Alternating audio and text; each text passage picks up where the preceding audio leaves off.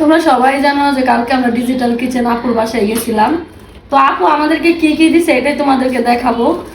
হয়েছে কি, দেখো একটা জিনিস, আর মানুষ যে বাপের বাড়ি গেলে বড় বোন থাকলে যেরকম ঘর থেকে এইটা ওইটা বাইর করে দেয়, তারপরে বড় মানে ছোট বোনের লেগে সংসারের কিছু কিছু টুকিটাকি জিনিসপত্র দেয়। তো ডিজিটাল কিচেনের আপু হয়েছে সেম আমাদের বোনের মতো।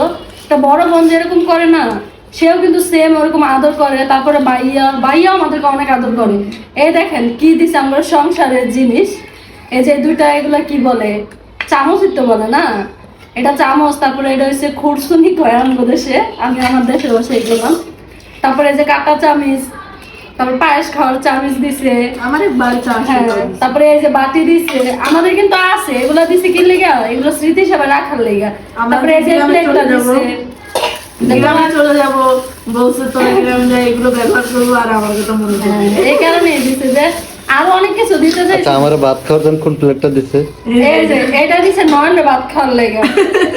আর কামলারা এত বড় প্লেটে ভাত খায়, এখন ওরে কামলার মতো বানাইলাম। তারপরে এই যে এগুলা দিছে, প্লেটে ভাত খায় ভাত এগুলো তো খায় না, যারা ওই যে খেতে খামারে কাজ করে এরা খায়, ঠিক না? না বরযাত্রী প্লেটে তারপরে যে এগুলা দিছে, আরো অনেক কিছু দিতে চাইছিল। আবার কি করছে দেখেন, খাওয়াই আবার এত বড় বাড়ি বইরা বিরিয়ানি দিছে, পায়েস দিয়া দিছে, আচার দিছে।